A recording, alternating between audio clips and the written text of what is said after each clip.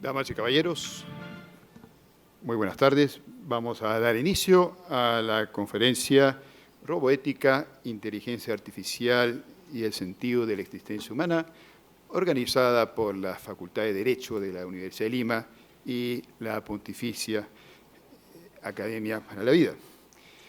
Saludamos la presencia entre el público de excelentísimo Monseñor Nicolás Girasoli, nuncio apostólico, que nos honra con su presencia, y damos a todos la más cordial bienvenida. De inmediato empezaremos el evento con las palabras bienvenida del señor decano de la Facultad de Derecho, el doctor Germán Ramírez Gastón Mayo.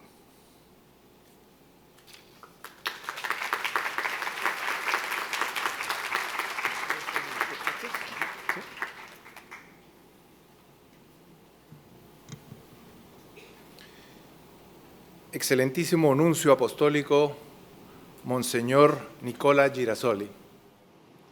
Excelentísimo Monseñor Vincenzo Paglia, presidente de la Pontificia Academia para la Vida.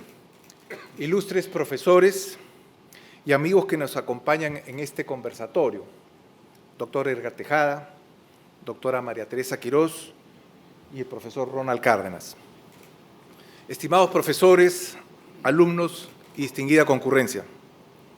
En primer lugar, permítame saludar en esta ocasión la presencia tan importante del nuncio apostólico Monseñor Nicolás Girasoli, representante de la Santa Sede y de su santidad del Papa ante el Gobierno del Perú.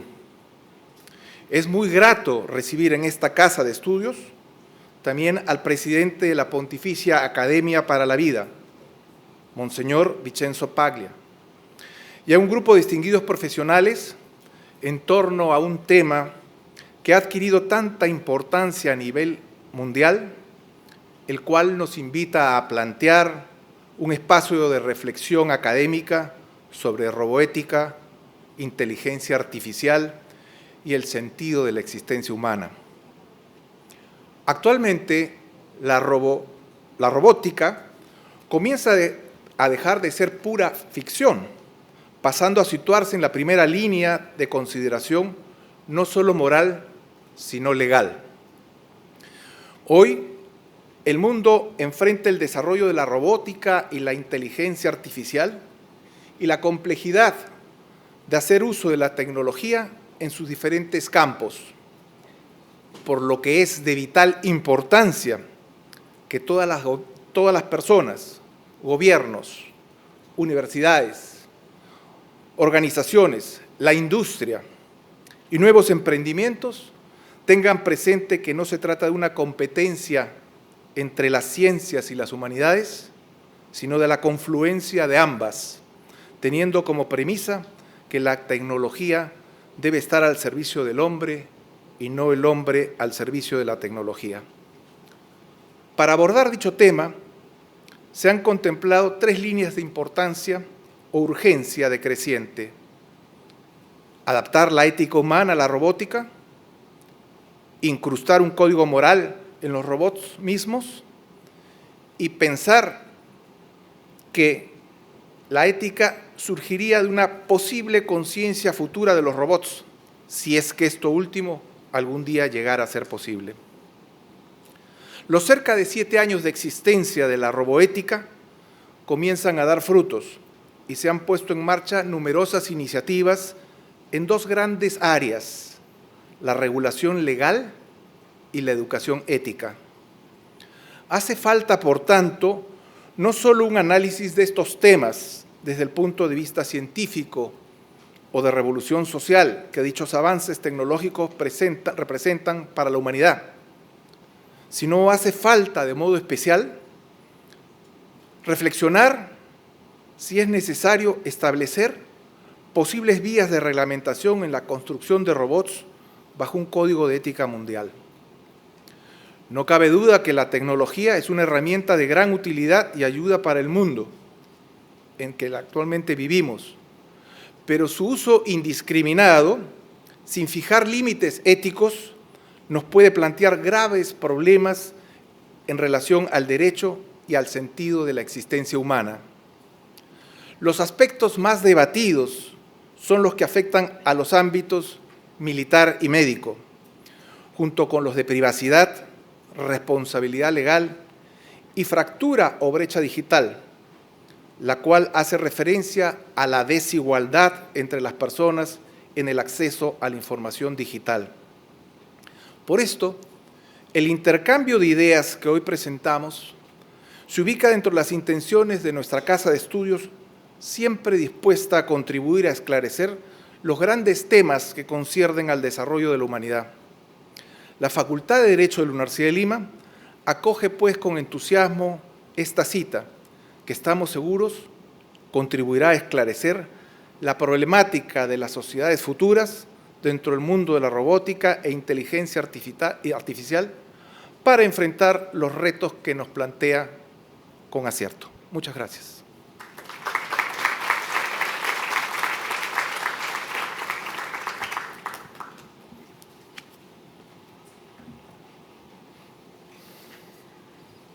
Es importante decir aquí que la Pontificia Academia para la Vida, con sede en el Vaticano, es una institución fundada en el año 1998 por el Papa Juan Pablo II, estando integrada por científicos y académicos de diversas especialidades de diferentes partes del mundo, que tiene, entre otros objetivos, estudiar, informar y formar también acerca de los principales problemas que tienen que ver con la biomedicina y el derecho relativos a la promoción y la defensa de la vida.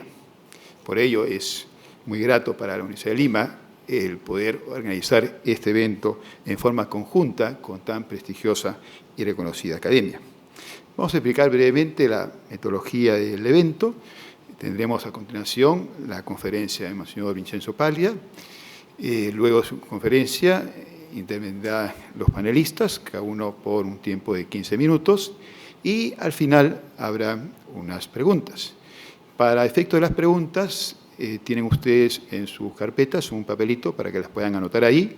Durante el desarrollo de la presentación del último panelista, pasarán algunas personas ya que son parte del staff del evento para recoger las preguntas que pudieran tener, para efectos de acercarlas a la mesa y poder responderlas. Tienen también ustedes en sus carpetas, por si acaso tienen en cuenta la importancia de esta exposición, un resumen de la conferencia que nos va a dar Monseñor Paglia. Monseñor Vincenzo Paglia, él, como ya hemos dicho, él es presidente de la Pontificia Academia para la Vida, él es arzobispo, es licenciado en Teología y Filosofía por la Universidad Lateranense, también tiene una maestría en Pedagogía por la Universidad de Urbano. Él ha sido presidente del Pontificio Consejo para la Familia, además de gran canciller del Pontificio Instituto Juan Pablo II para los estudios de la familia y el matrimonio. De modo que, sin más preámbulo, dejamos en el uso de la palabra a Monseñor Vincenzo Paglia.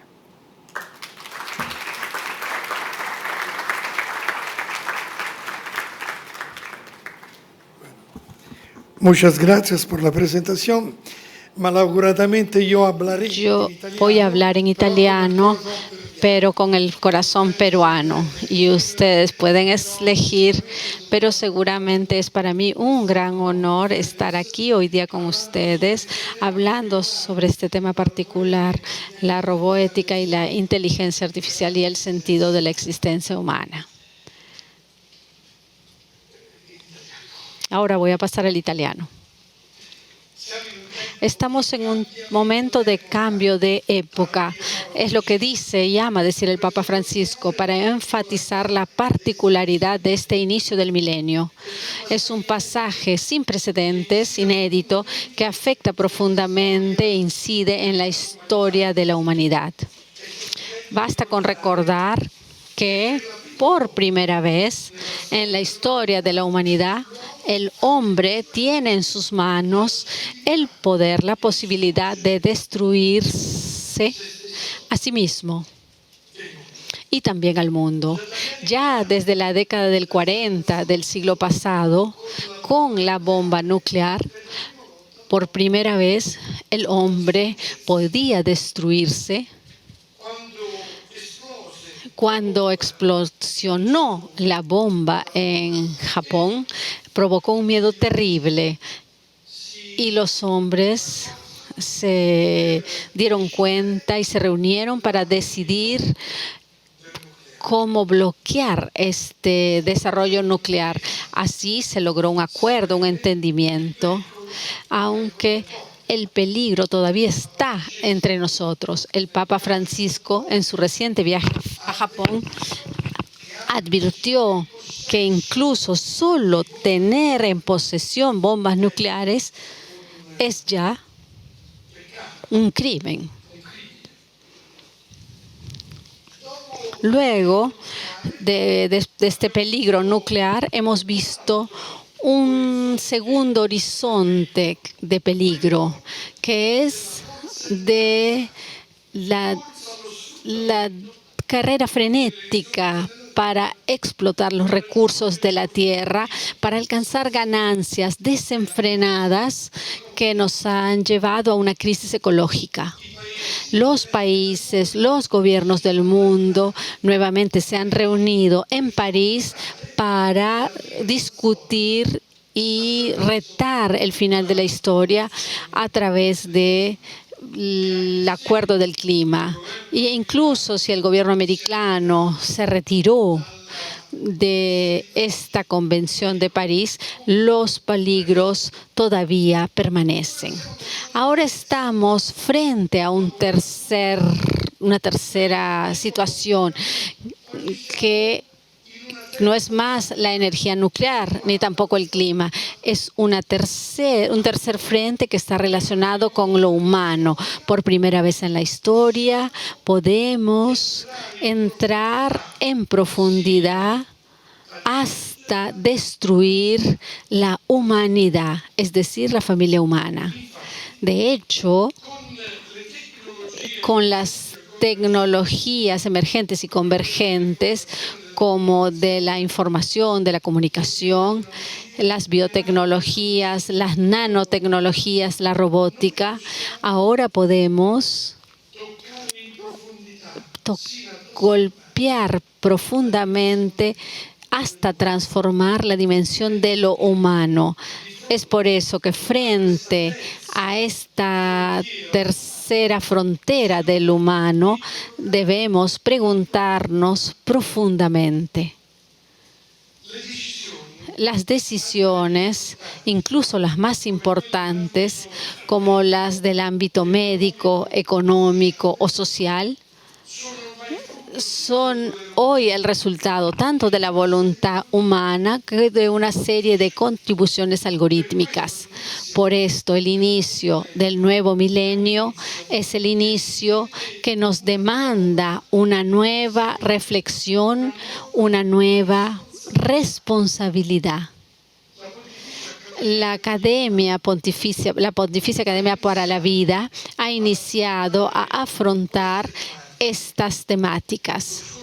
El año pasado hemos tenido reflexiones sobre las cuestiones éticas planteadas por la robótica, lo que llamamos roboética. Y este año, en continuidad, enfrentaremos el tema de la ética y de la inteligencia artificial. Obviamente, la Pontificia Academia por la Vida no ha abandonado sus temas tradicionales, como la bioética, entre otros. Pero el campo que se relaciona con la vida, la dimensión semántica de la vida se ha extendido, porque incluso nos han llamado algunos personajes que guían las grandes empresas de la inteligencia artificial. El año pasado recibí una llamada del nuevo presidente de Microsoft, Brad Smith, uno de los sucesores de Bill Gates. Él me llamó y me preguntó, me dijo, ¿puedo venir a tener una reunión con usted en Roma porque estoy en Alemania? Y yo le dije, ok, con placer, con gusto. Entonces Brad Smith, que es el presidente de Microsoft, junto al administrador delegado, que es de la India, me plantea este razonamiento. Nosotros en Microsoft tenemos en nuestras manos un enorme potencial, pero estamos obligados cada semana a crear nuevas posibilidades tecnológicas. Al mismo tiempo, tenemos en nuestras manos potenciales terribles para destruir, para modificar, para transformar la vida humana. Todos somos ingenieros. Necesitamos de una compañía de humanistas, de un grupo de humanistas, de filósofos con conocimientos morales. Necesitamos lo que significa el ser humano y por eso les pedimos a la Pontificia Académica para la Vida no organizar un congreso, sino acompañarnos en el proceso que nosotros cada semana tenemos que hacer.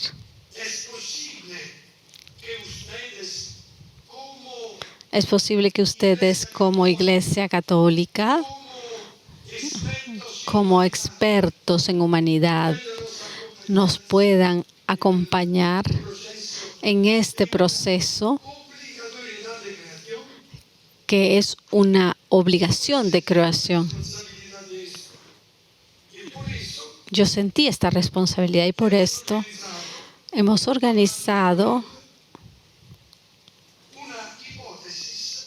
hablando con él, una hipótesis, así como lo hicimos para el clima, lo que pasó con el clima, que en un cierto momento los gobiernos del mundo se reunieron en París para decidir algunas perspectivas en común.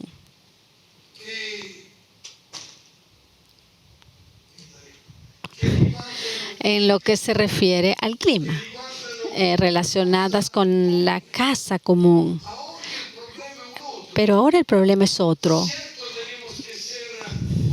Es cierto que tenemos que tener cuidado sobre esta casa común, pero nuestro problema actual es tener cuidado y cuidar de la familia donde quiera que viva y que vive en el planeta, porque no se trata solamente del problema del clima o de la energía.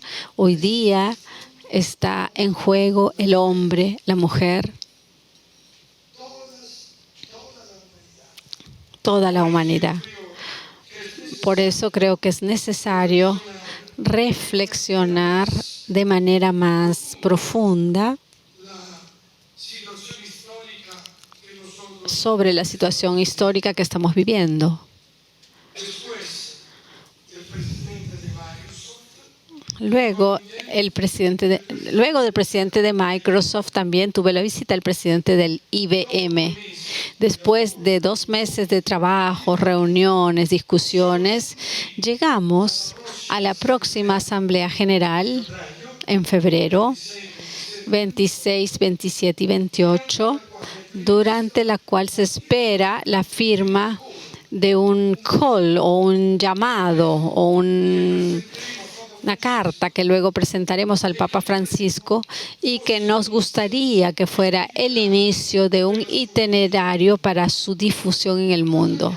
Pero volvamos al meollo del problema, la técnica. Como ya he mencionado, la tecnología de la información y las tecnologías emergentes y convergentes hoy en día intervienen de manera muy profunda en lo humano y en lo creado. Intervienen tanto que la ponen en grave peligro. Algunos estudiosos de mediados del siglo XX advirtieron ya sobre el peligro de una técnica que va más allá de su estatus humanista. Hablamos de un riesgo de una nueva forma de dictadura. Algunos hablan de una nueva forma de religión, la religión de la técnica, de la tecnología. Heidegger, quizá lo recuerdan, afirmaba: ahora solo un Dios puede salvarnos. No era el Dios cristiano, era la razón, porque la tecnología llevaría a la destrucción. Otro filósofo, Hans Jonas, hebreo, haciendo referencia a los temas climáticos, mencionaba o hablaba de una humanidad que está en el borde del abismo. Y otros filósofos como Habermas, Lull, Virilio y todavía otros más, todos están de acuerdo en advertir a la sociedad de estar atentos para no caer bajo la dictadura de la tecnología o técnica. Apenas ha estado publicado un libro de una estudiosa americana que se llama Shoshana Zuboff, cuyo título ya es indicativo, que se llama... El libro se llama El capitalismo de la vigilancia. La autora muestra que después del capitalismo industrial, que nació del impulso del crecimiento de los medios de producción, está surgiendo uno nuevo, el de la vigilancia, que a través de un desarrollo excepcional de la tecnología afecta profundamente lo humano.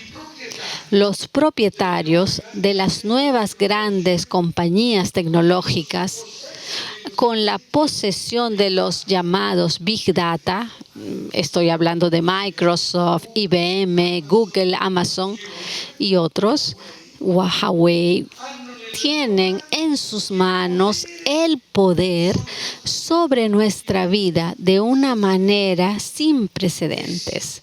Esto, para decirlo brevemente, ellos saben todo sobre nosotros, sobre nuestras vidas, tanto personal como colectiva. Es imposible, pero por otro lado, es imposible para nosotros saber qué hacen ellos con esta enorme cantidad de conocimiento. Toman el conocimiento de nosotros, pero no siempre lo usan para nosotros o para nuestro bien. Pueden predecir nuestro futuro para que cualquier otra persona gane dinero, pero no nosotros. En resumen, el desarrollo tecnológico puede dar en las manos de pocos el futuro de cada uno de nosotros y también el futuro de nuestras sociedades. Eric Schmidt de Google en el 2010 escribió a los usuarios de Google, que somos muchísimos de nosotros, y decía: cuanta más información nos den sobre ustedes y sus amigos, mejor será la calidad de las búsquedas. Ni siquiera necesitas escribir. Sabemos dónde estás. Sabemos dónde has estado incluso. Y sabemos más o menos lo que estás pensando.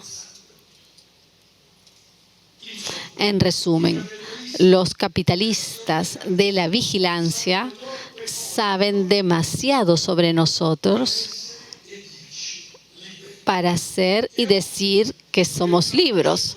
Es obvio que una concentración de conocimiento produce inevitablemente una concentración de poder. En este punto, las preguntas se vuelven apremiantes. ¿Hacia qué futuro vamos?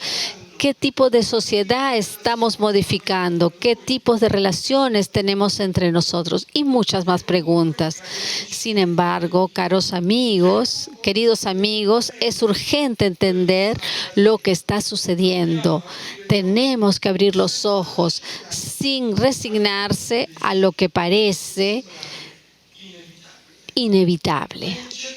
Pero es necesario intervenir, de no dormirnos, porque incluso en este momento de invasión tecnológica, la estrella polar de la humanidad debe seguir siendo la centralidad de la persona y de toda la familia humana.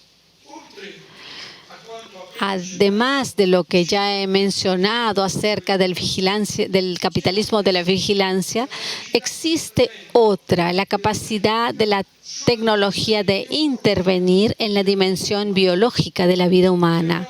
Por ejemplo, las nuevas tecnologías permiten una mayor capacidad de intervención que no se limita solo a la restauración de funciones comprometidas, sino que puede incluso mejorar el rendimiento físico y mental, hasta el punto de proporcionar un hombre o mujer llamado mejorado, mejorada. Podemos volvernos más potentes en el campo de la salud. La relación entre el médico y el paciente se ve golpeado por un cambio profundo en el servicio de salud. Un programa piloto del Servicio Nacional de Salud británico que utiliza la inteligencia artificial para analizar todos los datos de pacientes en tiempo real ha logrado reducir las tasas de admisión hospitalaria y también reducir las emergencias, las visitas de emergencia, sin dejar de mencionar, por ejemplo, la ingeniería genética y lo que llamamos posthumano. El año pasado, ya lo mencioné, algún amigo, la Pontificia Academia por la Vida invitó a su congreso sobre la roboética a un científico japonés, Ishiguro, que ha creado un doble de él. Habla como él, tanto que a veces lo manda a los congresos en su lugar. Y él nos afirmaba que nosotros somos la última generación orgánica. La próxima será inorgánica, tecnológica. Yo creo que esté un poco loco, pero no se sabe. Y lo dice abiertamente a todos. Y cuando le decíamos, ¿pero cómo es posible esto? Él tomó su celular y me dijo, Monseñor, usted habla con esto. Multiplíquelo a la enésima potencia. Y usted ya está hablando con una máquina. Todo esto nos lleva a reflexionar sobre la importancia de lo que está sucediendo en nuestro tiempo. Y esto se da en todos los campos, incluso en el campo legal. En los Estados Unidos se utilizan algoritmos que asisten a los tribunales a calcular los riesgos de que la persona bajo juicio pueda cometer delitos en el futuro. Y algunos incluso son arrestados antes de que todo esto suceda, porque con el cálculo del algoritmo logran de alguna manera a prevenir. Estos programas informáticos o evaluación de riesgos, risk assessment, se utilizan ampliamente en todo el sistema penal de los Estados Unidos para identificar, por ejemplo, quién puede permanecer en libertad durante un juicio. Y así podríamos mencionar muchísimos ejemplos más. Pero ¿cuál es el punto? Es evidente que las tecnologías de la información con las tecnologías emergentes y convergentes, nanotecnologías, biotecnologías, ciencias cognitivas, no son solo instrumentos o herramientas que usa el hombre, sino que son un ámbito de cultura que cambia al hombre mismo, su percepción de sí mismo, su percepción de la vida.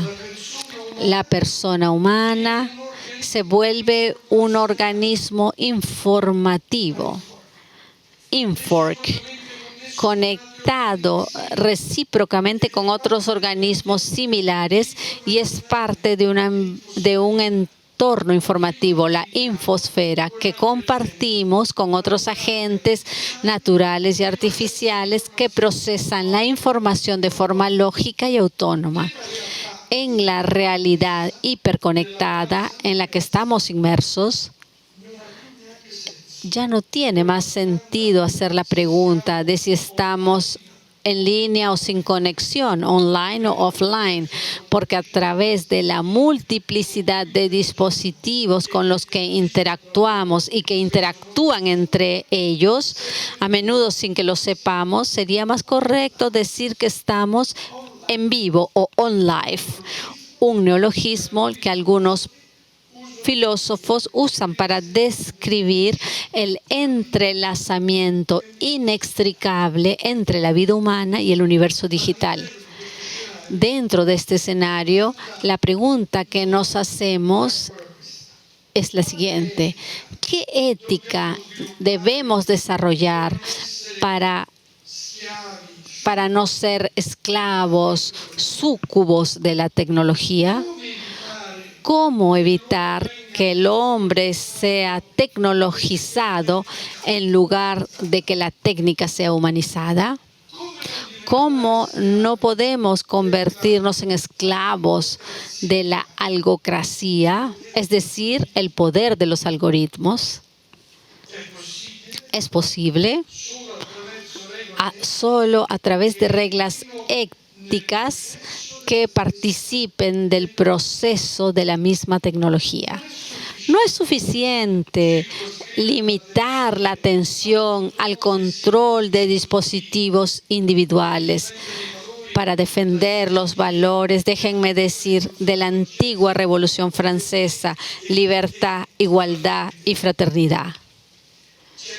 Es necesario, frente al poder de los algoritmos, es necesario intervenir en la moralidad de los algoritmos. Y esto es posible solo si identificamos un modelo de monitoreo interdisciplinario a través de una ética que esté presente durante todo el proceso, en que intervienen todas las competencias dentro de la elaboración de los aparatos técnicos, es decir, en la investigación, en el diseño, en la producción, en la distribución, en el uso individual y colectivo. La mediación es ahora indispensable, dada la capacidad de la instrumentación de la inteligencia artificial para determinar formas reales de control y orientación de hábitos mentales y relacionales, y no solo para mejorar las funciones cognitivas y operativas. Se trata, pues, de desarrollar un modelo compartido que nos permita examinar desde diferentes puntos de vista los efectos previsibles de momentos individuales del proceso de estas nuevas tecnologías.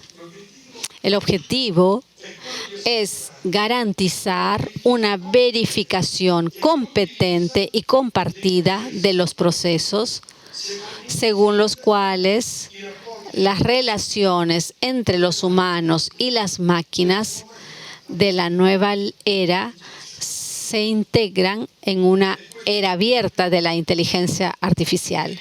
Esta es una tarea que requiere disponibilidad para el diálogo y para la colaboración. Y a este punto me gustaría, para terminar, dar una última reflexión.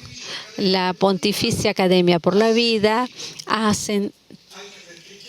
sentido, porque ha tomado, incluso porque se le ha pedido, la responsabilidad de dialogar con estas nuevas grandes industrias para elaborar una especie de manifiesto que pueda intervenir en todo el camino de la creación de la inteligencia artificial, que pueda intervenir en 3 grandes campos.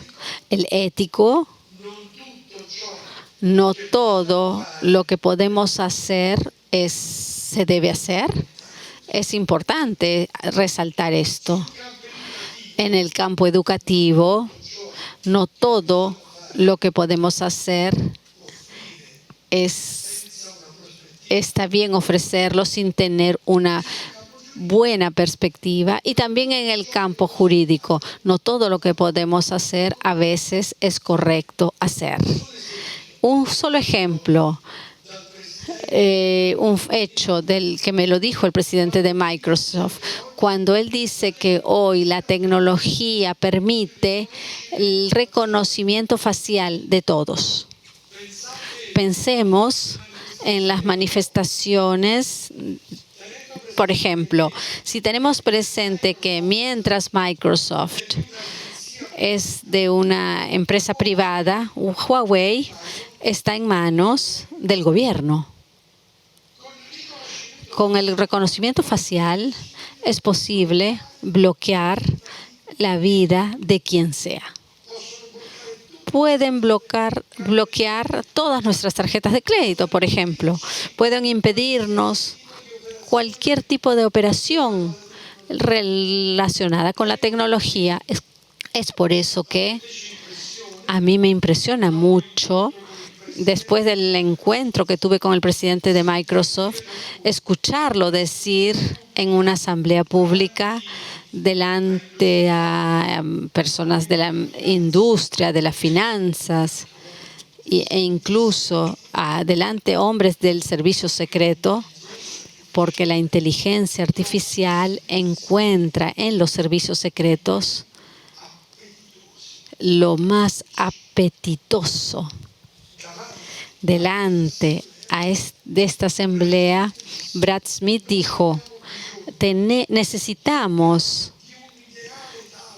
un cuadro ideal planetario, una mesa de diálogo planetaria donde estén presentes todos, incluso la Iglesia Católica, porque juntos a los intereses políticos, económicos, industriales e incluso otros intereses, tiene que estar también alguien que pueda dar principios éticos, morales, que puedan intervenir en la creación y elaboración de las perspectivas incluso jurídicas en relación a la inteligencia artificial.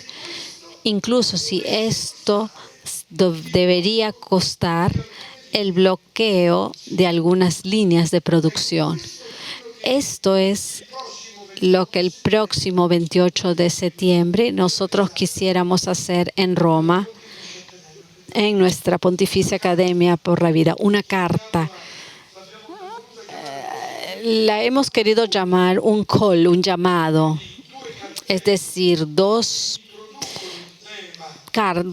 páginas que presenten el tema y precisen los objetivos éticos, educativos y jurídicos que mediante los signatarios se puedan acoger. Va a firmar el presidente de Microsoft, va a firmarla el presidente de la IBM y se van a invitar, o ya se han invitado a 2 organismos más internacionales, al secretario de la FAO y al presidente del Parlamento Europeo, para poder continuar difundiendo esta carta, esta call, este llamado que debería ayudar en los próximos años a la elaboración de las perspectivas tecnológicas que no se desenlacen de las perspectivas humanas y morales. Creo que estamos en el momento en el cual estamos todos invitados a reproponer el ideal medieval de la universitas, es decir, de un lugar donde las diversas disciplinas no trabajen una separada de la otra para profundizar, como decir, individual, sino que se encuentren para un diálogo conjunto, porque la estrella polar de la investigación y del futuro del planeta debe ser la persona humana y la entera familia humana. Y estoy muy complacido de poder estar aquí hoy para mencionar, contarles, porque solo he hecho eso, algunas perspectivas que creo que encuentran en un lugar como este, una universidad que ya trabaja de manera interdisciplinaria, pero yo creo que es para parte del mundo académico una responsabilidad extraordinaria la de recoger, agrupar a los expertos de las diversas disciplinas técnicas y de humanidades para poder realizar un futuro de nuestro planeta que sea nuevamente para la libertad, para la fraternidad y para la igualdad de todos, de todo el género humano. Muchas gracias.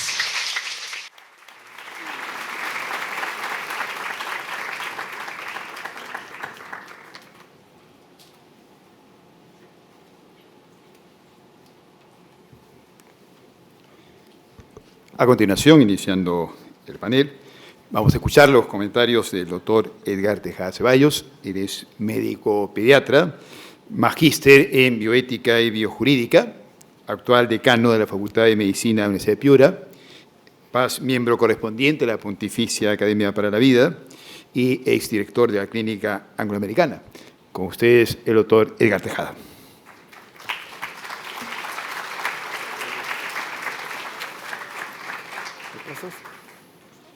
Buenas tardes, Excelencia, señor rector, doctora, a todos buenas noches. Realmente uno se impresiona con todo lo que nos plantea, monseñor. Yo en estos días he estado preparando un poco la información que hay alrededor de la medicina, pero también me he ampliado un poco en mis lecturas con la inteligencia artificial en general y efectivamente tenemos frente a nosotros un nuevo frente. Cada uno de nosotros nos planteamos frentes, en una universidad nos planteamos el frente de formar buenos profesionales y buenos seres humanos. Pero yo creo que todos tenemos que plantearnos el nuevo frente de pensar en esta amenaza que tiene la humanidad frente a la inteligencia artificial. Yo les traía algunas cositas, no sé si me pasan la primera transparencia.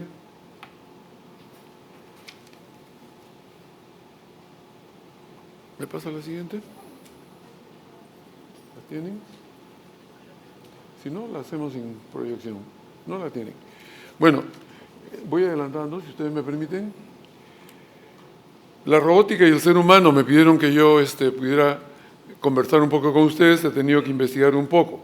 Entonces, obviamente en la rama que yo vivo, que es la medicina y la enseñanza de la medicina, la inteligencia artificial y la robótica ha avanzado muchísimo.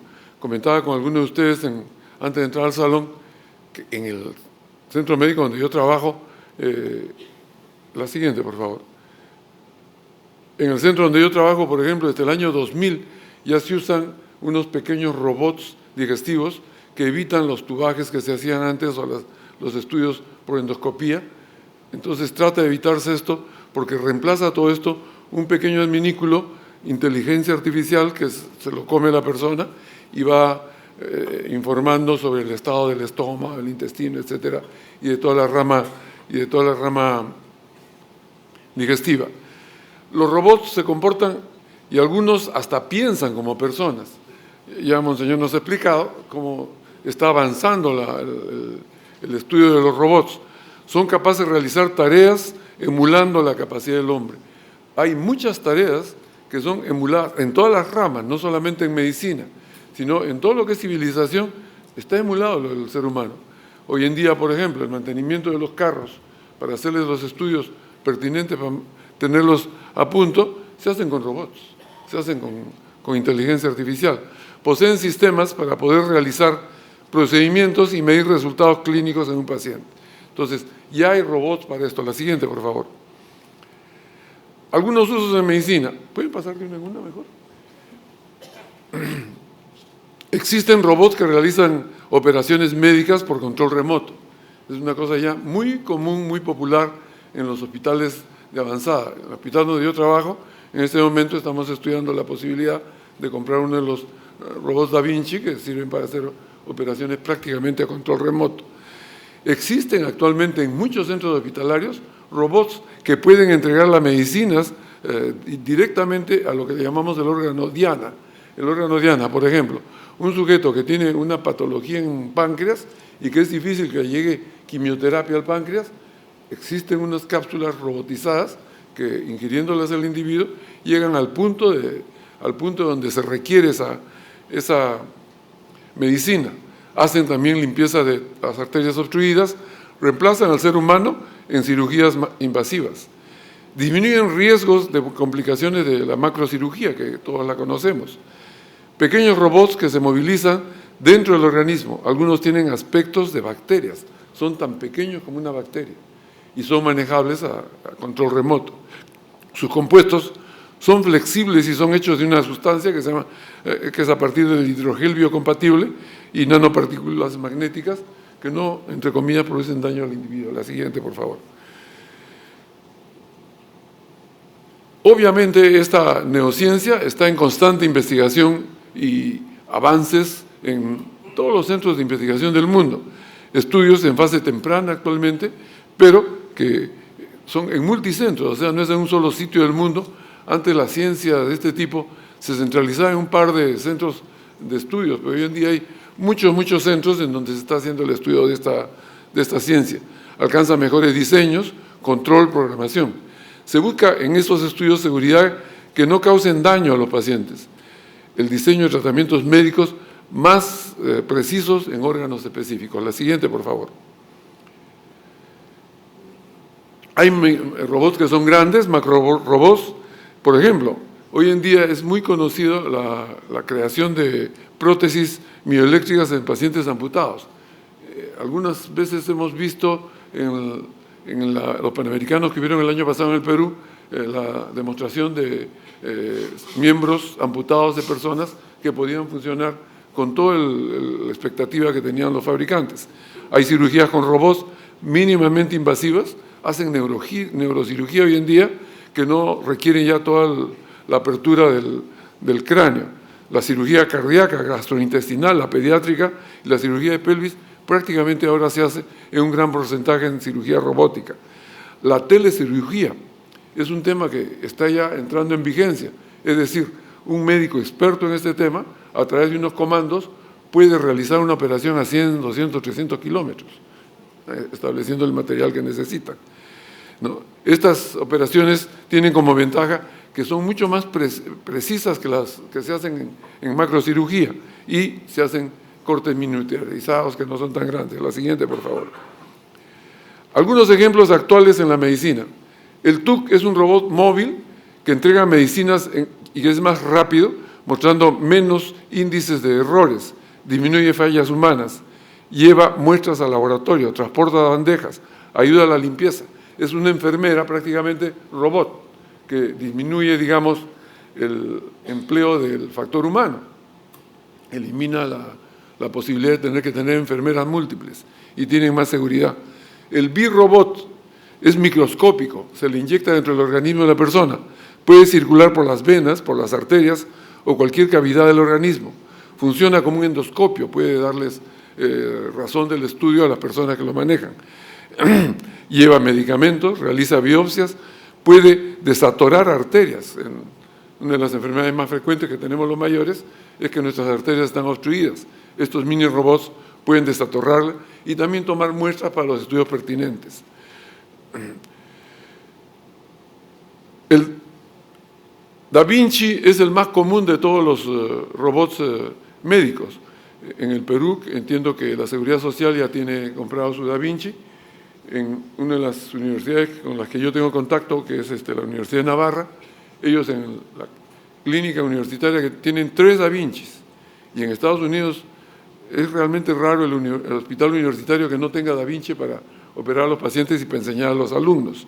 El Da Vinci es lo más común. Lo tenemos desde el año 2000 en vigencia en el mundo. Realiza cirugías complejas, menos invasivas, tiene gran nivel de precisión. Por su velocidad reduce mucho el dolor y la pérdida de sangre. La siguiente, por favor. El Interfil IV es un robot que está siendo usado prácticamente como una enfermera, sirve para llenar jeringas. Entonces, en grandes hospitales donde hay una atención masiva de personas, ganan el tiempo y ganan la seguridad de esterilidad y de precisión en las dosis con el Interfil IV. El esqueleto robótico. Yo me voy a permitir contarles un hecho muy doloroso para los médicos que trabajamos en el hospital donde yo trabajo. Un médico nuestro, en un accidente automovilístico se cortó la columna vertebral y quedó paralítico de la cintura para abajo.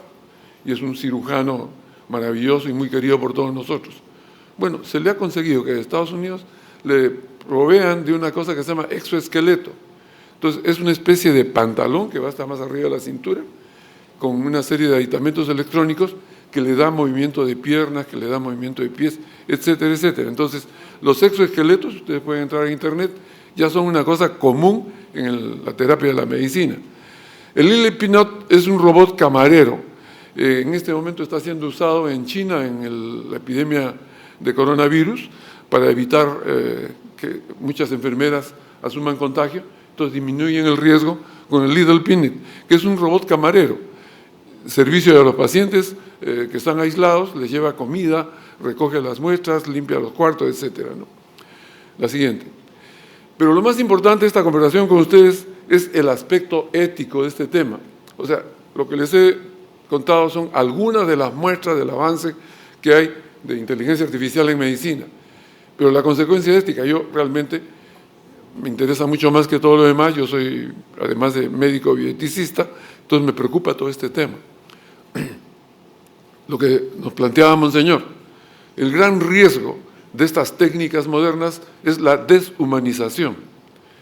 En la universidad donde yo enseño, pretendemos sacar a nuestros alumnos como muy buenos profesionales, con muchas buenas técnicas, pero también el objetivo importante de nuestra docencia es formar muy buenos seres humanos que sepan manejar seres humanos.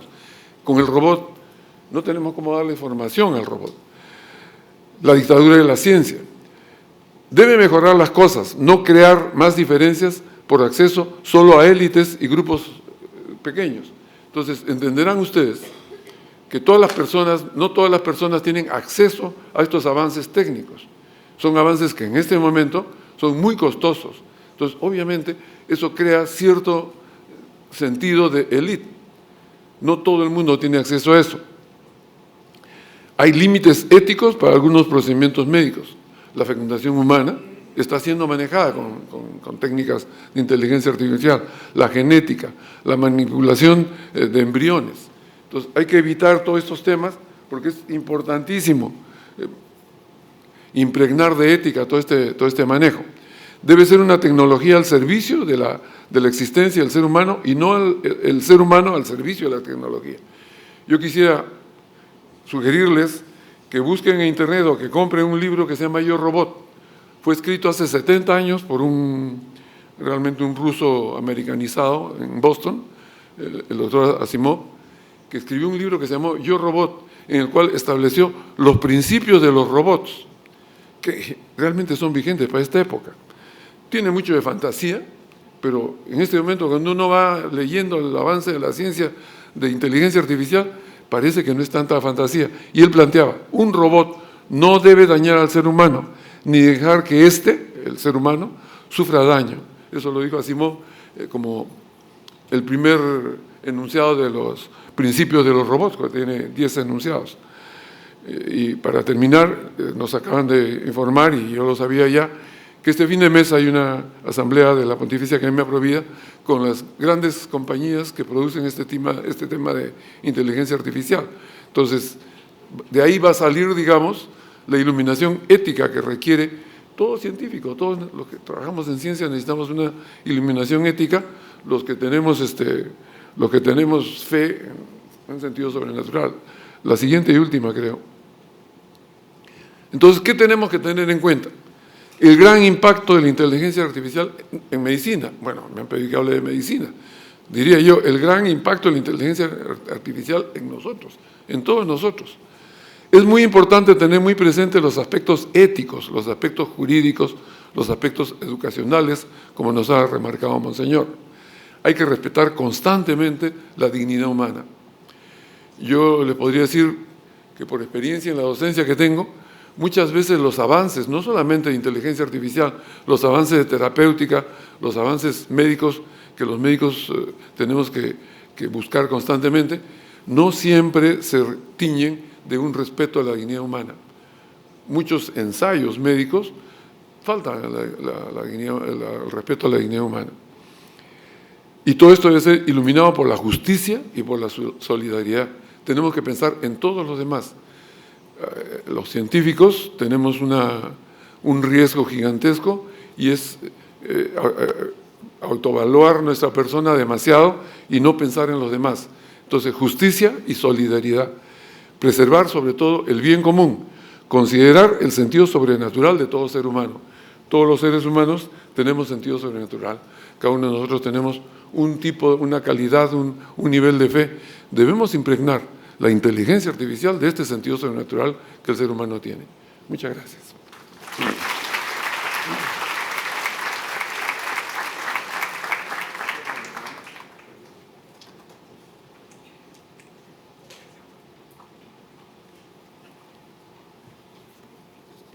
Enseguida tenemos la intervención de la doctora Teresa Quiroz Velasco. Ella es doctora en Sociología por la Universidad Nacional Mayor de San Marcos, profesora principal, investigadora y es decana de la Facultad de Comunicación de la Universidad de Lima.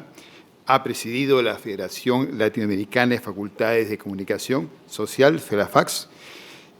Ha sido presidente del Tribunal de Ética del Consejo de la Prensa Peruana. Es autora de diversas publicaciones como Jóvenes Internet, Entre el Pensar y el Sentir, La Edad de la Pantalla, Tecnologías Interactivas de Jóvenes Peruanos y Sin Muros, Aprendizaje en la Era Digital, entre otras publicaciones. Recibimos con aplauso a la doctora Teresa Quiroz.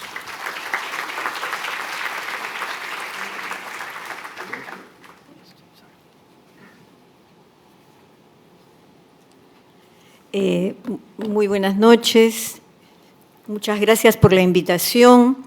Quisiera empezar felicitando a la Facultad de Derecho por organizar un evento de esta calidad y sobre un tema de tanta actualidad. Es tan interesante estar en un lugar donde estamos discutiendo sobre temas nuevos, sobre las cuales hay muchas dudas y que competen, como dijo Monseñor y como señaló el doctor, a distintas disciplinas. Estamos ante un problema claramente interdisciplinar. En ese sentido, yo había leído la ponencia de Monseñor, pero creo que ha dicho muchas más cosas de las que dice la ponencia, y coincido, digamos, con los aspectos centrales que él nos ha planteado, ¿no? Los tres problemas básicos, ¿no? Y cómo es el corazón del problema, como él ha señalado, está en la cuestión de la técnica y su dominio sobre la vida humana, sobre los hombres y sobre el planeta. En ese sentido, quisiera señalar y contribuir con algunas ideas, ¿no? Hace poco tuvimos la conferencia del profesor de la Universidad Hebrea de Jerusalén, Yuval Noah Harari, en Davos 2020, sobre cómo sobrevivir al siglo XXI, y que ha sido publicada, y la pueden encontrar ustedes, por el World Economic Forum. Ahí se afirma que las lecciones para el siglo XXI indican que la humanidad, y así lo ha dicho Monseñor también en una presentación realmente inspiradora, que la humanidad ha alcanzado la capacidad para autodestruirse y desaparecer, y que urge evitarlo. Y tenemos 3 grandes desafíos. Uno es la guerra nuclear, que puede producirse como producto de las decisiones de los estados y que sin embargo también los estados saben que llevaría a la autodestrucción. En segundo lugar, el colapso ecológico, que proviene básicamente de intereses económicos y geopolíticos y que predominan sobre razones de Estado.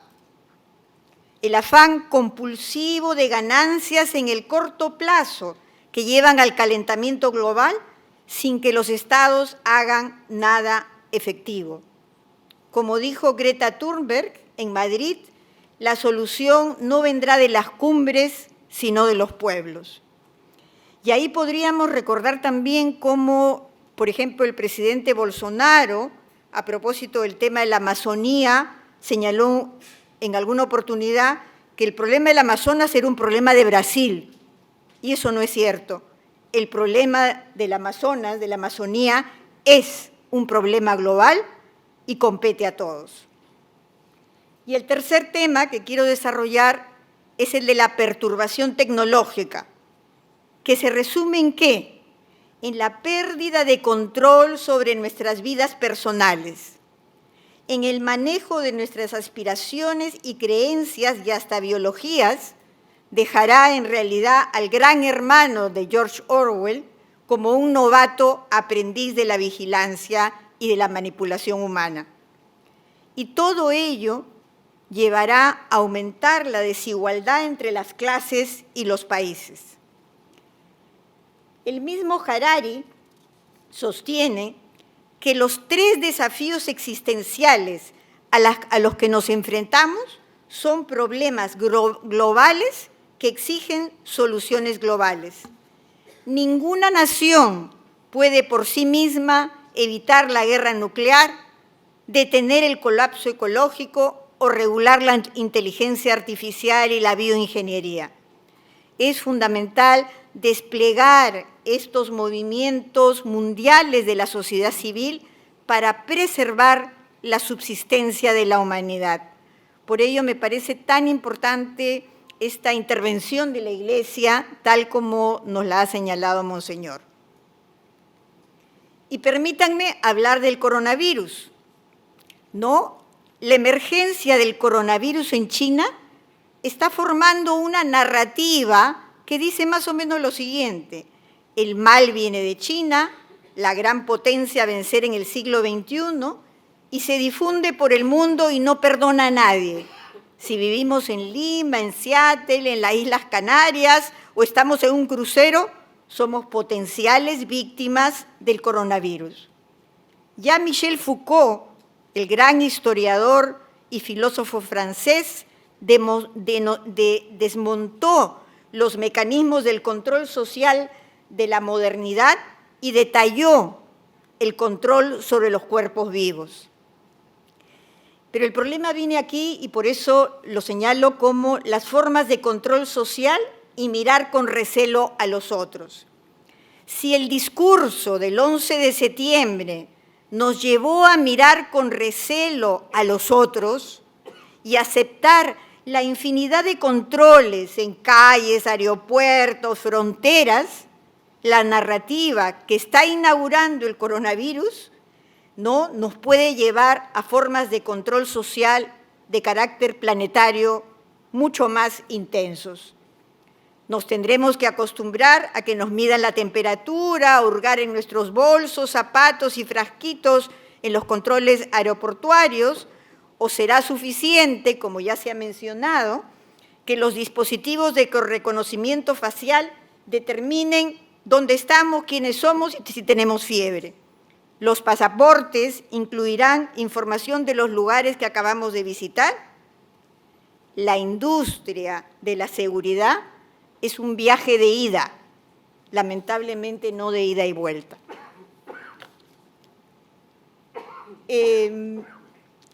Algunas ideas más, ¿no? Acerca del coronavirus de Wuhan.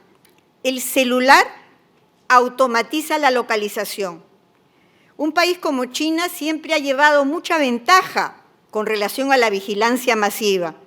Es decir, el problema está cuando nuestras vidas están a disposición de las autoridades. Pero el tema y la gran polémica es la cuestión legal. Es cuándo es legal acceder a ellas y cómo. Y sobre eso solamente hay mucho trabajo por hacer.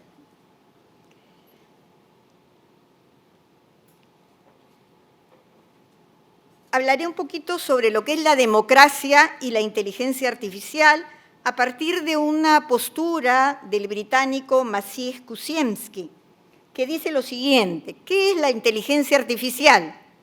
Es la frontera tecnológica con potencial de cambiar el orden mundial, para bien o para mal. Puede ayudarnos a acabar con la pobreza, pero también a consolidar la injusticia y a aumentar la desigualdad. Depende de cómo manejemos los cambios que se avecinan. Internet, por ejemplo, es una maravilla. Nos hizo más democráticos en muchas cosas y creó muchas oportunidades para la gente común y para los distintos pueblos. Yo trabajo en temas de tecnologías, investigo en temas de tecnologías y educación. Sin embargo, también Internet creó muchas más oportunidades para los ricos y poderosos. Es decir, Internet también reproduce las diferencias. No llegamos a entender el potencial todavía, quiero decir, de la inteligencia artificial y las transformaciones sociales, económicas y políticas que supone. No será una industria nueva, penetrará y alterará la que ya existe. Cambiará los límites y el significado de ser humanos. Y ahí viene la gran polémica. ¿Qué necesitamos? Primero, una perspectiva interdisciplinaria y políticas que se ocupen de las interconexiones entre tecnología, gobernanza y ética. ¿Qué nos hace humanos? ¿Nos hace humanos solamente la búsqueda de la eficiencia o de la hipereficiencia? ¿O nos hace humanos la irracionalidad, la imperfección y la duda, que son características que están fuera del alcance de entidades no biológicas? Y esto es bien interesante y bien importante, ¿no? Porque esa duda, esa imperfección está en los seres humanos. ¿Qué valores debemos proteger y preservar? ¿Cómo aseguramos la seguridad y la justicia? Son las claves sobre las que tenemos que trabajar.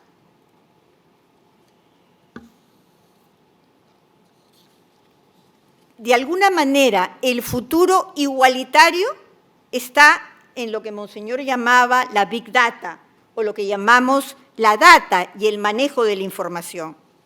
Es decir, el avance de la inteligencia artificial depende de la disponibilidad de grandes conjuntos de datos sobre la actividad humana y su análisis con el objetivo de distinguir patrones de conducta que se puedan usar para guiar la conducta y la cognición de las máquinas. Para que todos tengamos acceso y poder en la era de la inteligencia artificial, es necesario que cada persona, que cada uno de nosotros, no solamente las grandes empresas, sea dueña de los datos de su creación. Y por ahí va la democratización. Solamente ello podrá empoderar a las personas. Por eso termino con una frase de Zygmunt Bauman que dice lo siguiente: cuestionar las premisas ostensiblemente incuestionables de nuestro modo de vida es sin duda el servicio más apremiante que nos debemos a nosotros mismos. Muchas gracias.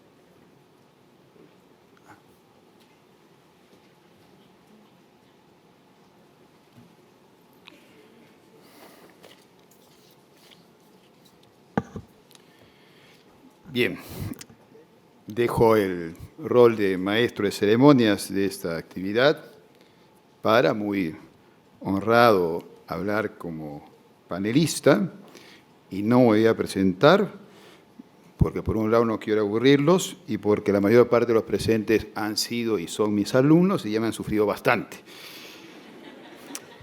Vadano le mie prime parole a ringraziare la sua presenza, Monsignor Paglia, per la sua fiducia all'opportunità al averla. Su presencia, al Monseñor Paglia, por estar aquí y estar con nosotros.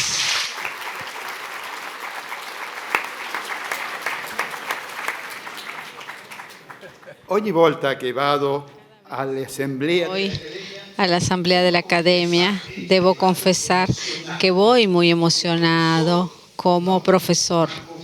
No tanto como profesor, sino como un alumno, listo para escuchar nuevas ideas, para luego traerlas a la clase, discutirlas y compartirlas con mis estudiantes.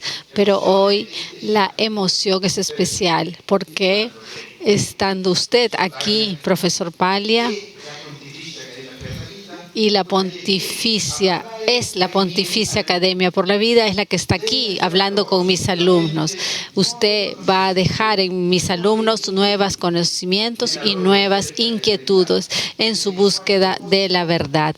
Y para el propósito es la ciencia y la fe no se oponen, pero se complementan. Pero también estoy seguro que usted dejará acá un mensaje de esperanza, de alegría, de optimismo, que solo los jóvenes, incluso dentro de sus dudas y problemas, sabrán ofrecer al mundo para dar sentido a nuestra existencia.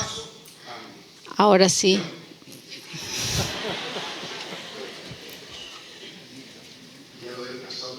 Señor con mi italiano. Con su permiso, señor Nuncio. En Wuhan, la ciudad china en cuarentena por el coronavirus, hemos oído de un robot que lleva comida a los residentes. Durante el incendio en Notre Dame, Colossus, un robot bombero, evitó daños mayores en la famosa catedral. Sora, por su parte, es un robot que atiende a ancianos y les hace practicar ejercicios. En Múnich, un robot orienta a los pasajeros en el aeropuerto. Dubái tiene un policía robot que impone multas. Para las finanzas, los robo-advisors ofrecen servicios de asesoría con bastante éxito. Y en España, el ejército recluta robots para desactivar explosivos. Como dice Monsignor Paglia, la innovación digital afecta a todos los aspectos de la vida, nuestra forma de entender el mundo y hasta nosotros mismos. La tecnología está sin duda en todas partes. La pregunta más bien es, ¿cuál es nuestro lugar en este mundo cada vez más tecnodependiente? No cabe duda que la robótica y la inteligencia artificial pueden servir para hacer el bien y para reducir injustas diferencias. Así, gracias a ellas, un dron puede llevar vacunas a zonas de difícil acceso en Asia. Tenemos a Sulcapata, un robot peruano que sirve para limpiar las playas, o Bayman, creado en Huancayo para tratar a niños con autismo. También hay casos en los que el uso de los robots es más bien lúdico o anecdótico. Bochef es un robot cocinero, hay robots meseros en Italia y robots barman que preparan estupendos cócteles en Estados Unidos como en Tokio y dicen que mejor que muchos humanos. En Japón, el Hotel Gen es gestionado casi en su totalidad por robots. Y existe Mindar, un robot que atiende y enseña budismo a los visitantes de un templo, o al simpático Seaner. Pero, así como hay casos en los que abrimos los brazos a la tecnología, en otros puede ella inquietarnos, intimidarnos, como cuando vemos a Robot Atlas haciendo ejercicios, o que en Japón construyen un robot que mide 20 metros. Arabia Saudí ha reconocido ciudadanía a una robot, Sofía, quien paradójicamente ahora tiene más derechos que muchas mujeres de dicho país. Por otro lado, los robots killers plantean nuevas formas de hacer la guerra, que si antes era cobarde, ahora lo va a ser más. En Corea del Sur, hace un par de días, nos enteramos que gracias a la tecnología, una madre ha podido abrazar y despedirse de su hija de 7 años, fallecida en el año 2016, mediante una recreación virtual.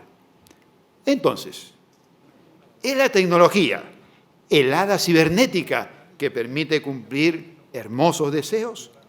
¿O es un genio maligno que puede engañarnos cruelmente?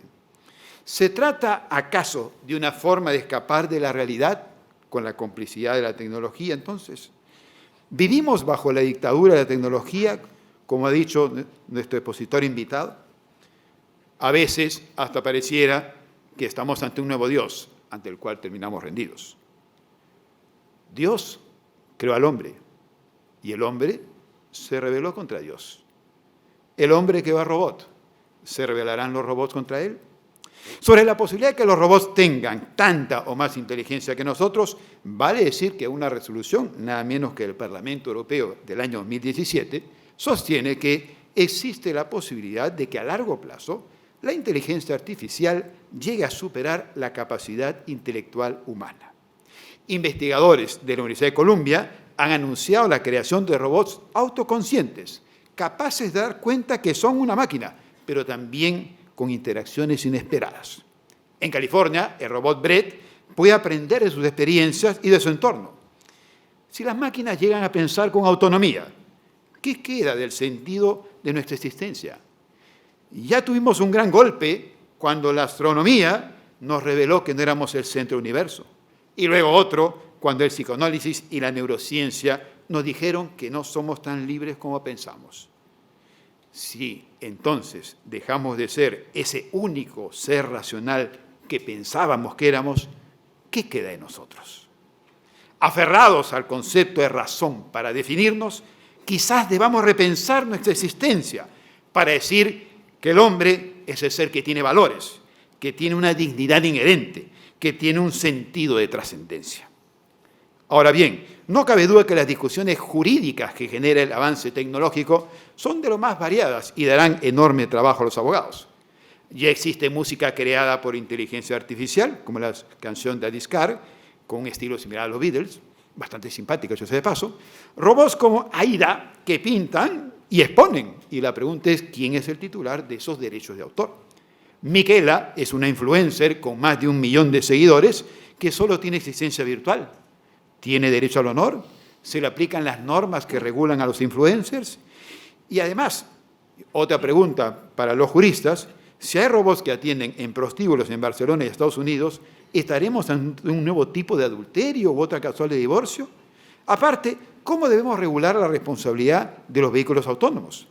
En todo caso, aunque haya quienes lo propongan, y con bastante seriedad, reconocer a los robots como sujetos de derecho, esto parece un exceso, pues carentes de conciencia no gozan de autonomía ni de valores que permitan medir la moralidad de sus actos. Es cierto que cada vez se crean robots más autónomos, que ganan a los humanos en ajedrez o hasta pueden jugar en equipo en juegos de video, pero todavía no descubrimos cómo convertir los valores en un algoritmo. Y entonces, ni el robot que asesina tiene reproche alguno por lo que hizo, ni el que le ganó al campeón mundial de ajedrez tiene idea de lo que ha hecho para celebrarlo. Dice un físico, Roger Penrose, que crear un robot con una inteligencia artificial estrictamente es imposible por la mecánica cuántica. Aparte, parece muy difícil dotarles de algo aparentemente tan sencillo, pero tan complejo como el sentido común. Es verdad que, como dice La Torre, ya existen sistemas inteligentes autónomos que deciden sobre vida y muerte. No obstante, el tema no es si las máquinas pueden ser utilizadas con fines inmorales o ilegales, sino si podemos crear máquinas que sean conscientes de la bondad o maldad de dichos actos. Hago una breve referencia al ámbito judicial y aprovecho para saludar a los magistrados que nos acompañan. La Administración de Justicia tiene en nuestros países 3 características: sobrecarga, dilación y corrupción. Por supuesto que, como en todas partes, hay excepciones. Ello sin contar con que la cantidad de información que debe manejar un juez es cada vez más inmanejable, ciertamente. Frente a ello, se empezó a hablar con expectativa de jueces robots, reportándose los mayores avances en Estonia y en China. La discusión también ya se da en Francia y en España. En Estonia, desde el año pasado, se viene trabajando en una inteligencia artificial que actúe como juez para encargarse de casos sencillos, de hasta 7.000 euros. Cada parte cargará sus documentos e información en una plataforma y luego la inteligencia artificial decidirá, aunque la decisión final no dejará de estar a cargo de un juez. De hecho, la inteligencia artificial puede permitir, con cierta facilidad, recopilar información jurídica para un caso, resolverlo más rápidamente y sin los riesgos de la corrupción. Empero, un juicio no es un mero acopio de datos o simple silogismo, como lo saben los magistrados. El derecho no se puede reducir a la aplicación mecánica de la ley. Por lo demás, ¿cómo podría un robot entender el concepto de buenas costumbres? O entender cuál es la conducta de un buen padre de familia, o que existe incapacidad moral para determinar la vacancia de una autoridad. Lo que sí podemos usar es el RoboLaw, los roboabogados, en tanto programas informáticos de ayuda, capaces de buscar en Internet información de interés, como resalta Michio Kaku, o realizar efectivos procesos de due diligence, ¿no? A lo que se agrega el uso de algoritmos en Estados Unidos, al que se refería Monseñor Paglia, para saber si una persona volverá a delinquir o no. En Colombia existe Xarelis, que es un sistema basado en inteligencia artificial, que puede ayudar al juez hasta hacer los borradores de sus resoluciones y absolver consultas de las partes, ayudando a resolver litigios societarios, dando su opinión, entre comillas, al juez y mostrando los antecedentes más relevantes. En el 2016, la firma Baker & Hostetler, especializada en litigios económicos, contrató un programa denominado ROS, basado en una plataforma IBM, el cual es un experto en temas legales, respondiendo preguntas jurídicas, pudiendo dar referencias a juicios pasados y estando alerta a las novedades legales. A su vez, el software Public Safety Assessment ayuda a establecer fianzas o calcular el riesgo de algunas decisiones. Ahora, hay que reconocer que los robots no se cansan, no tienen sesgos, no acosan, no hacen huelga, no se distraen, no piden aumentos, pero igual requieren como garantía que haya una instancia superior humana. Ahora bien, no es posible traducir los principios éticos de los seres humanos al lenguaje con algoritmos de los robots, como menciona Díaz. Tampoco son capaces de hacer un análisis semántico de expresiones o de reconocer el significado de una imagen en un proceso, aunque nos deslumbren con otras habilidades. En verdad, el problema no es que los robots reemplacen a los jueces, sino que los jueces no se vuelvan fríos y mecánicos robots. Termino diciendo que vivimos en un mundo en donde cada vez más impera lo artificial sobre lo real, en donde nuestras vidas parecen terminar difuminándose en ellas los límites entre el ser y el no ser, haciendo más confusa una rara existencia, en donde lo primero que miramos al despertar no es al ser querido de al lado, sino al celular. La pregunta no es si las máquinas deben ocupar un lugar en nuestras vidas, sino qué lugar queremos que tengan en ellas. Las nuevas tecnologías de reconocimiento facial permiten que nos puedan ubicar en distintos lugares. Y se ha mencionado hace un momento el libro de Orwell, 1984. Black Mirror, para los que les gustan las series, parece a veces no ser tanto una serie de ficción, sino un espejo de nuestra realidad. Necesitamos por todo ello una tecnología para el bien común. De ahí la importancia de la iniciativa de la Carta Ética a suscribirse a fines de mes en Roma, que reunirá al Papa con diversos líderes, entre otros suscribientes, por una inteligencia artificial humanista, que sirva para reducir las desigualdades y no para ampliarlas. Como bien ha dicho Monseñor Paglia, la reflexión sobre las tecnologías emergentes y su poder disruptivo es imperativa, pero el desarrollo de la inteligencia artificial debe traducirse en normas y principios que protejan a las personas, especialmente a los más débiles, a los más vulnerables y a los entornos naturales. Pero ello debe hacerse desde una mirada frenética, sin los recelos de un conservadurismo medroso ni con los riesgos de un transhumanismo complaciente. Necesitamos una ética de los robots, de ahí que hablemos de una roboética. Necesitamos de una ética de los algoritmos, de ahí que se hable de una algorética.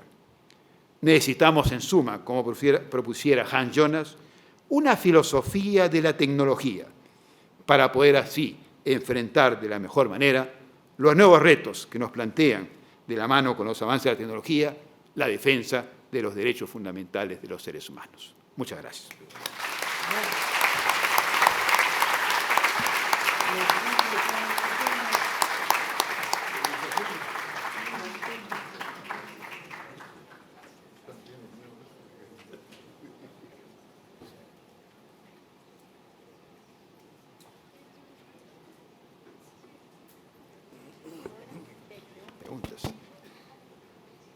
Dijimos al principio que íbamos a recibir algunas preguntas. Si las personas encargadas de recogerlas tienen por ahí algunas que nos puedan alcanzar a la mesa, pueden hacerlo en estos momentos para poder irlas distribuyendo y poder conocer las inquietudes que puedan tener, teniendo en cuenta el tiempo disponible. En todo caso,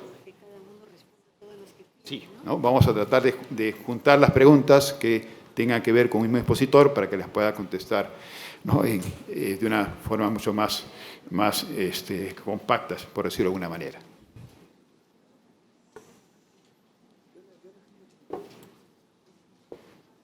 Si tenemos algunas preguntas que nos puedan ir alcanzando.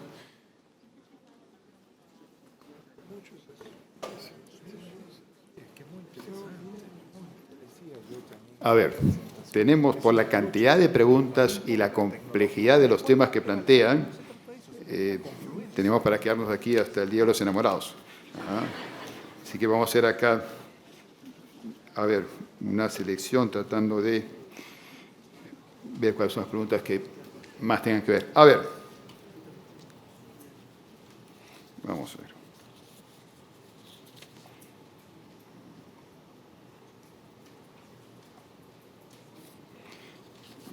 Muy bien, vamos con la primera pregunta.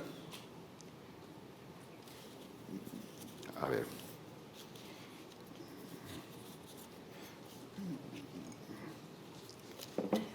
No sé si Monseñor preferiría los audífonos para las preguntas que tiene el público.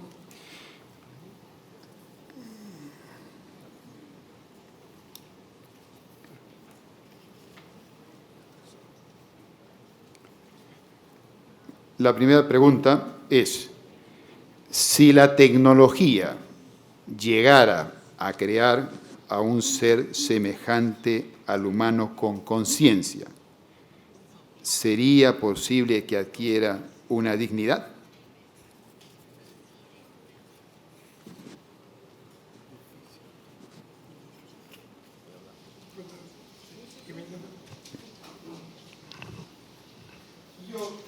Yo creo que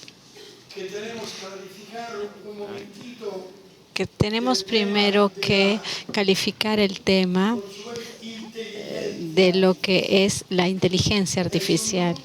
Es un nombre equivocado decir inteligencia artificial, pero es el nombre común y lo tenemos que aceptar. Sin embargo, la inteligencia artificial, el mecanismo es un mecanismo técnico. No tiene pasión.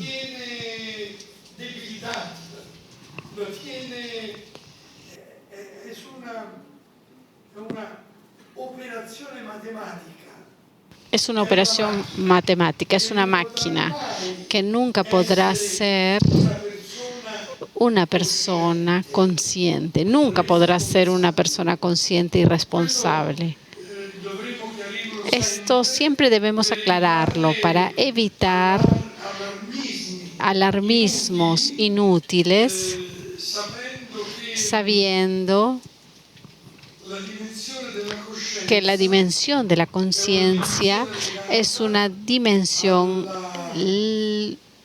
ligada al espíritu, al conocimiento del bien y del mal, al conocimiento o a la conciencia de la racionalidad apasionada y no frígida. La inteligencia llamada inteligencia artificial es frígida, punto. Entonces no es humana, es deshumana.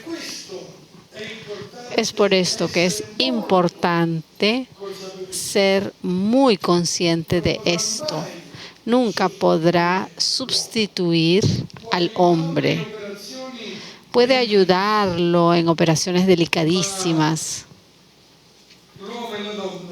El hombre y la mujer hacen algo, saben amarse y también odiarse, pero también saben amarse como nadie más, como ningún otro mecanismo puede hacerlo.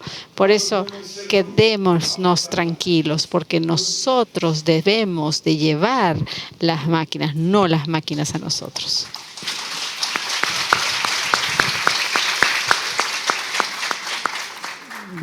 Voy a contestar unas preguntas que tienen respuesta rápida, ¿ya? En cuanto a las repercusiones jurídicas a corto plazo con la implementación de la inteligencia artificial, depende de cuál sea el uso que se le dé. Puede haber un uso positivo o uno negativo. No puedo hacer una afirmación única en ese sentido. Sobre cuál es el algoritmo de la ética y si podemos insertarlo en los robots.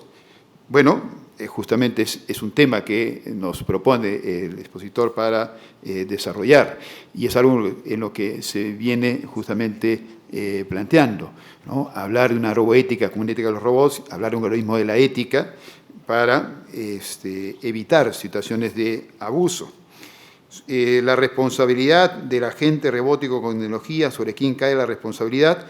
La pauta quizás no lo den los vehículos autónomos, que ahí ya se viene discutiendo el tema, todavía no hay acuerdo, pero puede servir de punto de partida. Y después, sobre la preocupación de que los robots dejen sin trabajo a las personas, bueno, hay un libro interesante de Oppenheimer sobre el tema, pero también debe decirse que, así como los robots pueden dejar sin trabajo a algunas personas, también ofrecen nuevas posibilidades de empleo. Entonces, por ahí habría que estudiar si una compensación o no. Sobre qué tan ético es que las empresas tecnológicas tomen nuestros datos, ya Monseñor explicó sobre el particular. Así que vamos con las siguientes preguntas. Para el Monseñor Paglia, pregunta un profesor de Derecho: ¿cómo podemos participar y apoyar en los ámbitos jurídico y educativo en la carta que se está redactando sobre estos temas? Felicitaciones por esta labor. Organizando otro encuentro como este en el Perú, la próxima voz, para hablar de la carta, que es un excelente encuentro. Estoy muy contento de esta discusión, porque lo que necesitamos ahora es una mayor conciencia, conocimiento de estos temas. Es por eso,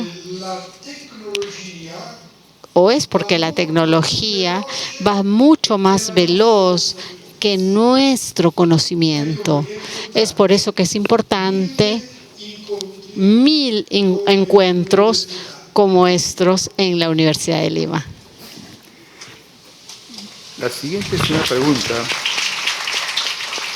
una pregunta muy filosófica. Dice: si el hombre fue creado por Dios a su imagen y semejanza, entonces ¿el hombre hace lo mismo al crear a los robots?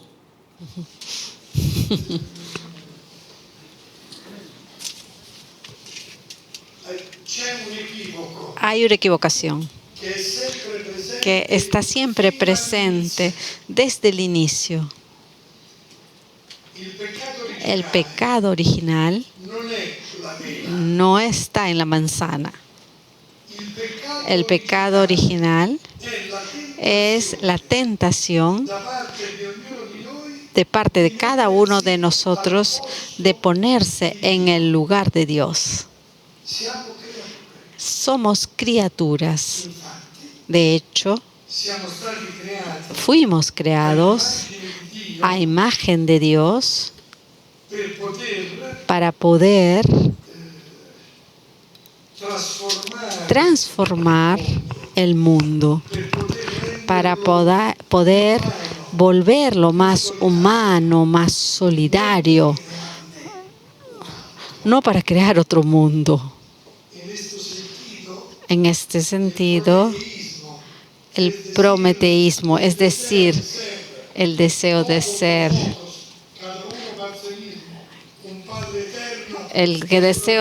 cada uno de nosotros un Padre eterno, es una tentación que viene ya desde el tiempo de Adán y Eva y continúa siendo. Y la respuesta es nosotros, la dignidad de cada uno de nosotros es la de permanecer hijos y hermanos de todos los demás hombres. Esa es la verdadera dignidad. Esto está contra la tentación de ser dueños.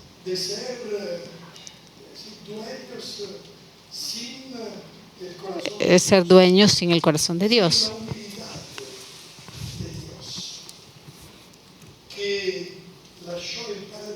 Que dejó el paraíso para hacerse pequeño. Nosotros hacemos exactamente el contrario de Dios. Queremos ponernos en su lugar y no como hizo Él, estar al costado. Esa es la gran tentación del individualismo, del dictatorialismo, de la dictadura, de ponernos nosotros en el lugar de Dios y así volvernos más tristes, muy tristes, porque nunca lo lograremos y cuando queremos hacerlo nos matamos para quedarnos solos. Y ahí tenemos, ¿no?, el ejemplo de Caín y Abel y todo eso. Debemos redescubrir la belleza de ser hijos, hermanos y hermanas entre todos nosotros. Y ahí la computadora, los algoritmos no nos pueden dar eso. Debemos descubrir. Cuando hablo de estas cosas, yo siempre digo, gracias a Dios que el abrazo es real o no existe. El abrazo virtual no me basta. 3 últimas preguntas muy puntuales. La primera es, Monseñor, ¿qué le parece a usted el que se creen robots con figuras antropomorfas? ¿Qué significado encuentra que se creen robots con figuras humanas? ¿Qué nos dice eso?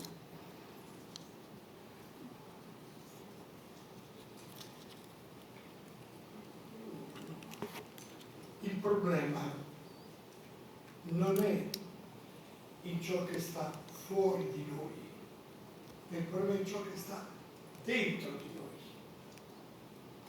El problema no es lo que está fuera de nosotros, lo que está dentro de nosotros.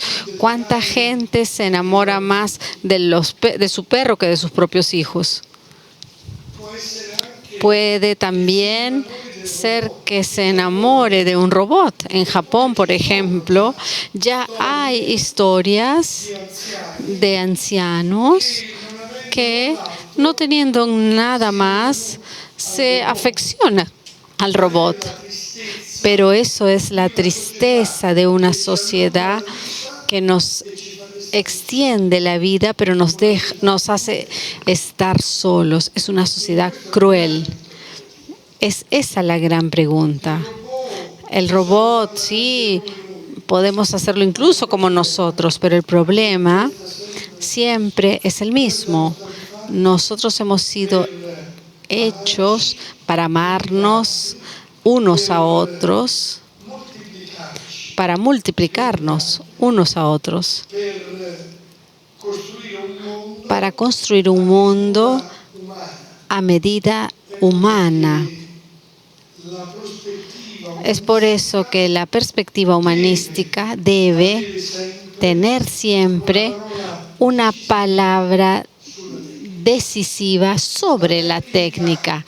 La técnica es un instrumento, no es el principio y el fin.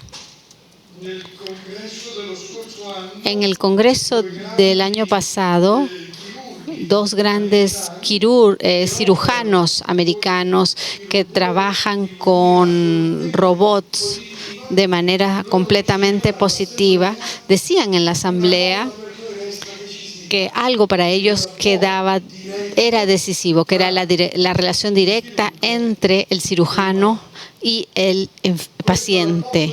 Esta relación directa, si existe, ayuda incluso en la dimensión técnica, al operar, al curar, al ayudar y a contribuir en la cura de la persona.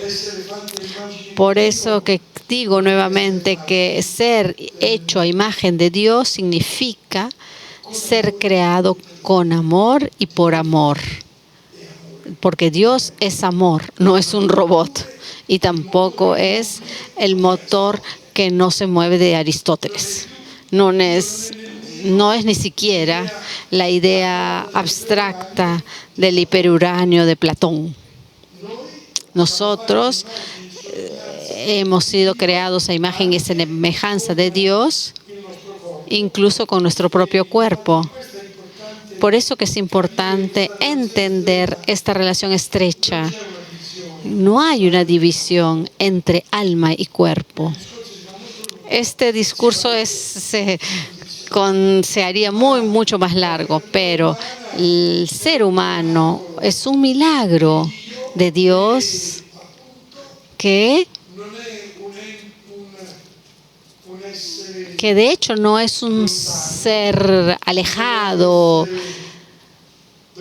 no es un ser espiritual de que vino Jesús, sino que es el Dios cristiano, es un Dios que conlleva la carne, la pasión y deseo. Entonces podría seguir con un discurso muy bello, pero el deseo nosotros no nos bloqueará la muerte, sino que resucitaremos, nos abrazaremos, nos oleremos y no sé qué más. Pero esta es una perspectiva de vida que no tiene nada que ver con la robótica ni con la tecnología. Es por eso que creo que una dimensión humanística es indispensable, porque la tecnología está yendo más rápido que el humanismo. Por eso que me agrada mucho estar en este conversatorio que me permite estar y tener conciencia de cómo tenemos que manejar esta máquina para la dirección correcta. Preguntas. La primera, si es irreversible el proceso de intervención de la tecnología en la existencia humana, ¿cuáles son los aspectos esenciales que no deben modificarse? Si la tecnología puede curar la salud, ¿cuál es el límite? ¿Hasta qué punto podemos llegar? Yo no creo que podemos delimitar los límites. No creo que podamos establecer límites. Ciertamente, el límite que no podemos franquear es la confusión entre técnica y humanismo. Acá hay un límite que no podemos eliminar, y en la medida en que lo humano prevalece, podemos llegar hasta los límites de la tecnología. Es por eso que estoy convencido que hay una positividad en la técnica, que es también fruto de la creatividad humana. A mí no me gustaría ser pesimista. La técnica es un gran don y es una gran marca del tiempo. Podemos hacer milagros con la técnica. A mí me ha impresionado mucho ese encuentro con Brad Smith hace algún tiempo, cuando él me decía que algunos ingenieros jóvenes de su centro en Estados Unidos, en el Silicon Valley, por jugar, así, por divertirse, estaban creando tecnologías para hacer ver a los ciegos y para hacer escuchar a los sordos. Esto me parecía una frase incluso evangélica. Es excelente esto. La tecnología puede hacer caminar a personas que no caminarían más. Las tecnologías pueden ayudar al desarrollo del planeta de manera que antes era impensable. La única condición es que, y ahí es donde radica el problema, es que el hombre debe ser el coordinador, el dueño de la tecnología. Los filósofos que hemos citado, desde Heidegger, Ansions, Foucault y otros, nos advierten de no perder el orgullo de ser creados por Dios y por lo tanto de servirnos de la creación que ha puesto Dios en nuestras manos. Yo creo que es importante mantener el primado del humanismo incluso sobre la técnica. Si no, el riesgo es que se pierda la técnica y la humanidad. La última pregunta es una bonita pregunta. ¿Cuál sería su mensaje, más allá del tema de la conferencia, para los jóvenes que son la mayor parte de este auditorio?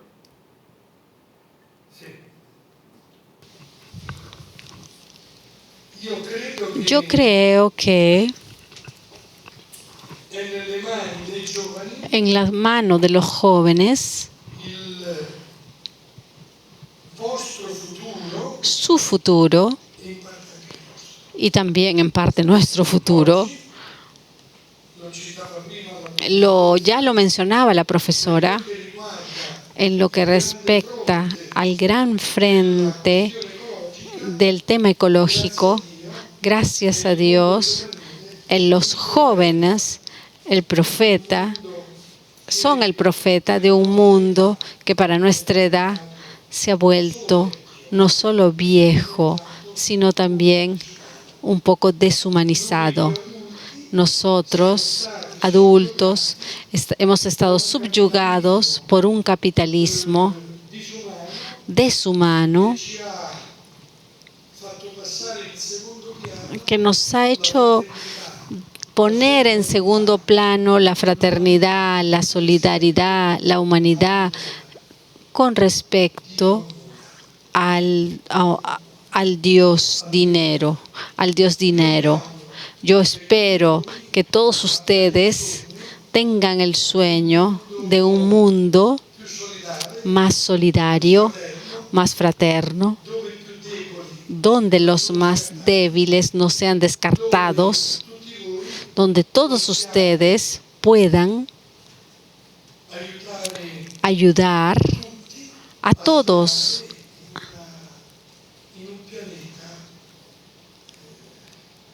a vivir en un planeta que se asemeje lo más que se pueda al paraíso. Yo creo que eso es posible. Yo creo que el sueño, no solo de Greta, Hemos visto tantas plazas en el mundo llenas de los gritos de jóvenes que dicen queremos un mundo diferente al que nosotros les hemos dado a los jóvenes. Ciertamente nuestro mundo es mejor de lo que hemos dejado, porque no debemos olvidar. Yo tengo 75 años, soy hijo, gracias a Dios, de la paz. El mundo que yo tenía antes era un mundo de 2 guerras mundiales, era un mundo de genocidios, era un mundo deshumano, pero gracias a Dios hoy nuestro mundo es mejor. Y sin embargo, corre el riesgo de no responder a las grandes demandas del progreso, porque hemos olvidado un poco el humanismo, la solidaridad. Y yo creo que ustedes, queridos amigos jóvenes, tienen la gran responsabilidad de poder construir un mundo donde el ideal no sea el dinero, sino la solidaridad entre todos.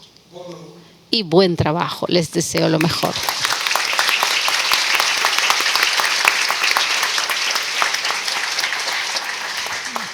Damas y caballeros, damos por terminado este conversatorio, reiterando agradecimiento al señor Pablo que nos ha acompañado el día de hoy, a los panelistas que han estado con nosotros en este evento organizado por la Facultad de Derecho y la Pontificia Academia para la Vida. Muchas gracias a todos. Bueno.